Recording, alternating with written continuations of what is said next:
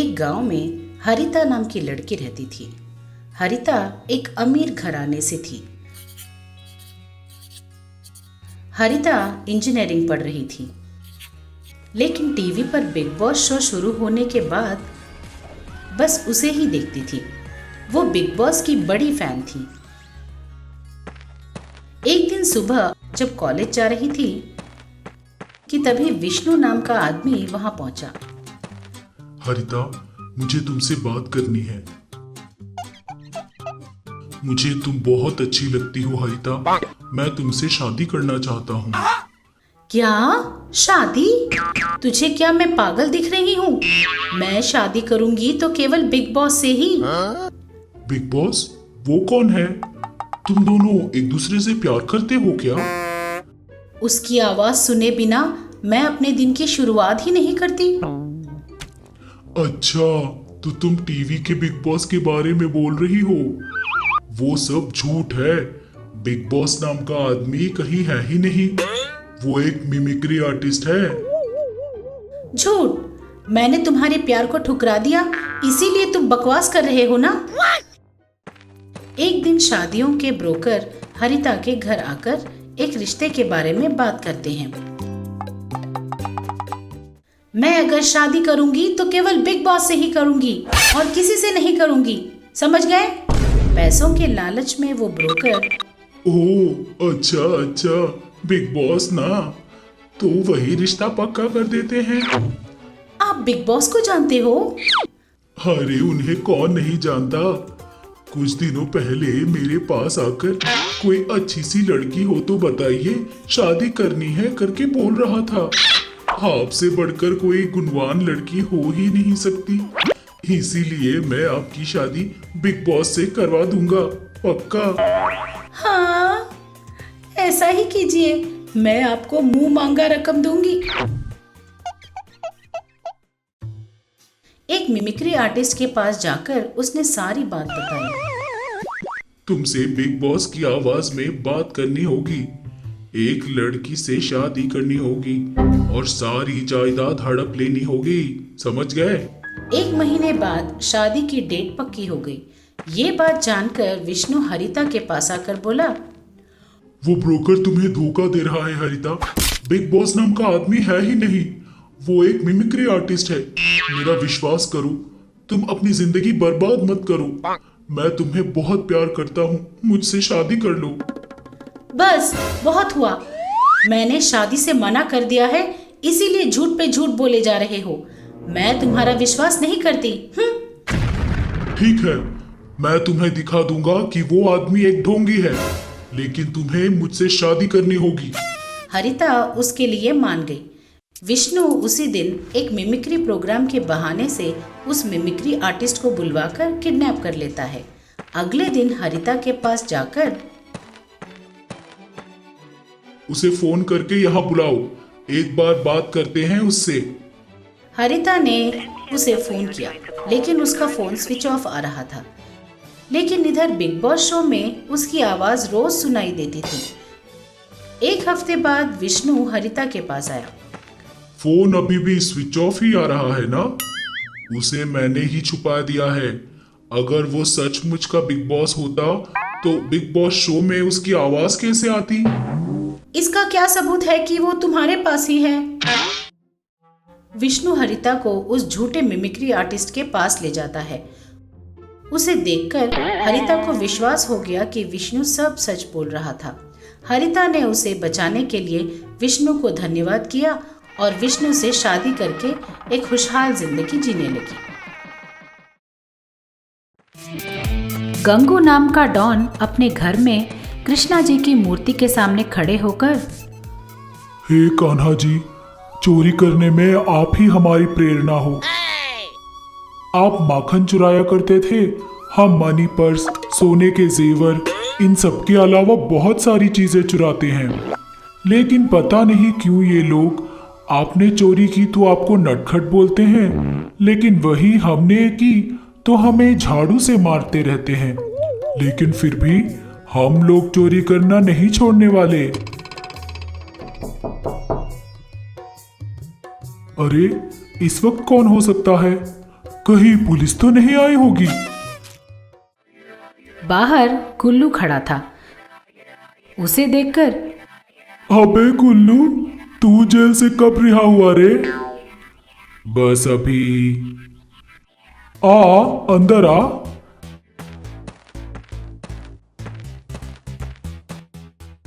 और बता, क्या हालचाल है? अभी अभी जेल से रिहा हुआ हूँ। मैं क्या बताऊं? तुम ही बताओ, कलेक्शन कैसे चल रहा है? तेरे जाने के बाद सिर्फ चिल्लर ही हाथ लगा है, कुछ अच्छा सा हाथ नहीं आया। उस वक्त मैं पकड़ा गया, लेकिन इस बार अच्छे से प्लान करके बड़ा हाथ मारेंगे। देख, कोई बड़ा सा घर है तो बता। इस बार ऐसा कुछ करेंगे कि जिंदगी सेट हो जाए। उतना बड़ा हाउस तो केवल बिग बॉस हाउस ही है यार। क्या बिग बॉस हाउस? हाँ यार, एकदम बढ़िया घर है। उसमें रहने वाले लोग खूब मालदार लोग हैं, तो हमें जरूर वहां अपना हाथ साफ करना चाहिए। चल चलते हैं। ठीक है, लेकिन खाने को कुछ लेकर चलते हैं। खाने को क्यों यार? दरअसल वो घर बहुत बढ़िया रहता है, अगर हो सके तो वहीं 2 दिन रह लेंगे। इस तरह दोनों ने खाने को कुछ खरीदकर सीधे बिग बॉस हाउस पहुंच जाते हैं। अबे यार, बोल यार। अबे ये घर सचमुच बहुत मालदार है, मूवी सेट की तरह लग रहा है। पहले पैसे और सोना कहाँ है ये देख, जाकर ढूंढते हैं, चल।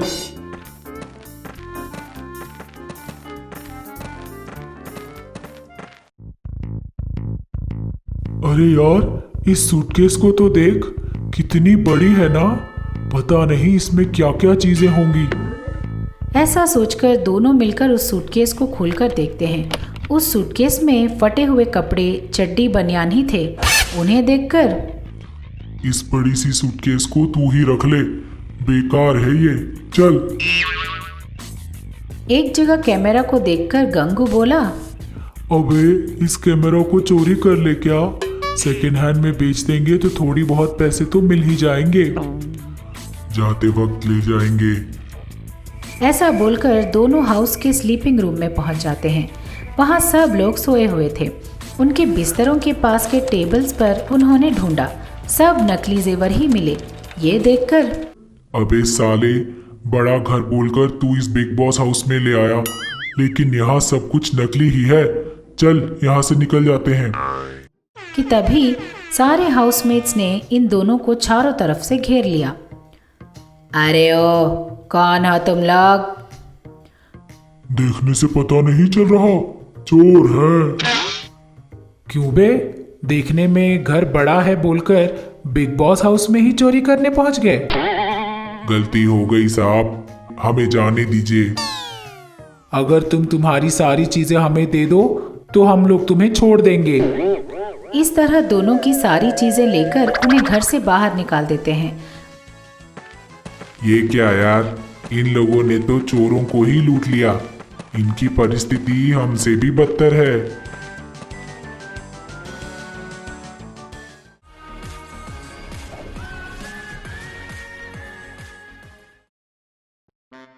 हरिता की तरह सरिता नाम की लड़की रहती थी। सरिता भी बिग बॉस की दीवानी थी। बहुत से लड़के सरिता के पीछे पड़े रहते थे। उनमें से एक था हरी, जो एक दिन सुबह सरिता के पास आया। इस तरह कितने दिन अपने आगे पीछे घुमाओगी हमें? मेरा प्यार एक्सेप्ट करो ना। मुझे अभी कॉफी पीनी है, चलो कॉफी पीते पीते बात करते हैं। अच्छा तो ये बात है, तो चलो चलते हैं, पास में बहुत अच्छी कॉफी शॉप है। ऐसा बोलकर वो सरिता को लेकर कॉफी शॉप पहुंचा। दोनों ने कॉफी पी। अब बताओ, तुमने मेरा प्यार एक्सेप्ट कर लिया ना? सोचकर बताऊंगी, बाय। ऐसा बोलते हुए वो वहाँ से चली गई। कॉफी शॉप से बाहर निकलते ही पवन नाम के आदमी ने सरिता को फोन किया। क्या हुआ? बोला था ना मूवी जाएंगे, कहाँ पे हो तुम? ओह, मैं तो भूल ही गई। मैं यहाँ कॉफी शॉप के पास आई हूँ, आकर पिकअप कर लो। ऐसा बोलकर उसने फोन रख दिया। सरिता पवन के साथ मूवी देखने गई और किरण के साथ मिलकर डिनर किया। इस तरह सरिता उन लड़कों का इस्तेमाल अपने जरूरत के हिसाब से करती थी। और जब लड़के शादी की बात करते, देखो मैं बिग बॉस से बहुत प्यार करती हूँ, अगर शादी करूँगी तो सिर्फ बिग बॉस से, मुझे भूल जाओ। सरिता के पीछे पड़े लड़कों में श्रावण नाम का एक लड़का भी था। सरिता ने जब उसके प्यार को मना कर दिया तो श्रावण पागल बन गया। हरिता का पति विष्णु श्रावण का बहुत अच्छा दोस्त था। अरे ये सब क्या है यार? तेरे प्यार को ठुकराने वाली लड़की के बारे में क्या सोचना? तेरा क्या है यार? तूने बिग बॉस के प्यार में पागल लड़की का पागलपन उतार कर शादी कर ली, अब दूसरी तैयार हो गई और मैं उससे प्यार कर बैठा। इसका पागलपन कैसे उतारूं मेरी समझ में नहीं आ रहा।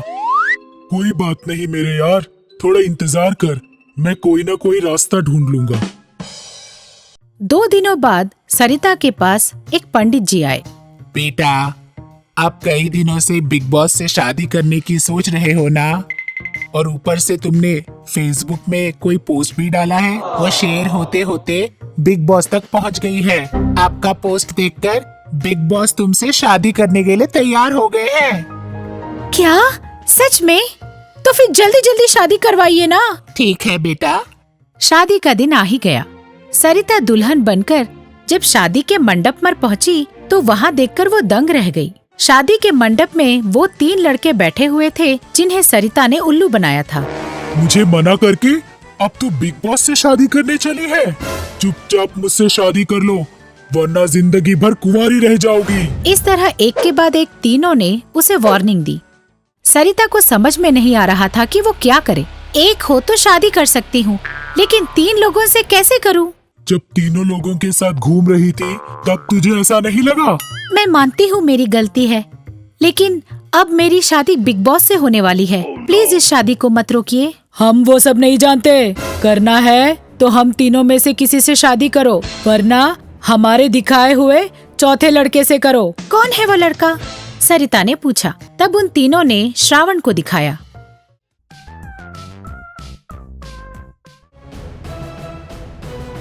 तुम्हें श्रावण से शादी करनी पड़ेगी। क्या? इससे? कभी नहीं। अगर उससे नहीं करोगी तो हमसे शादी करनी होगी। इस तरह उन्होंने धमकाया। इससे सरिता के पास और कोई रास्ता नहीं बचा और उसे श्रावण से शादी करनी पड़ी। शुरुआत में सरिता को ये शादी मंजूर नहीं थी, लेकिन थोड़े ही दिनों में श्रावण ने अपने अच्छाई से सरिता को बदल दिया। ऐसे ही ज्ञानवर्धक कहानियों के साथ हम फिर मिलेंगे।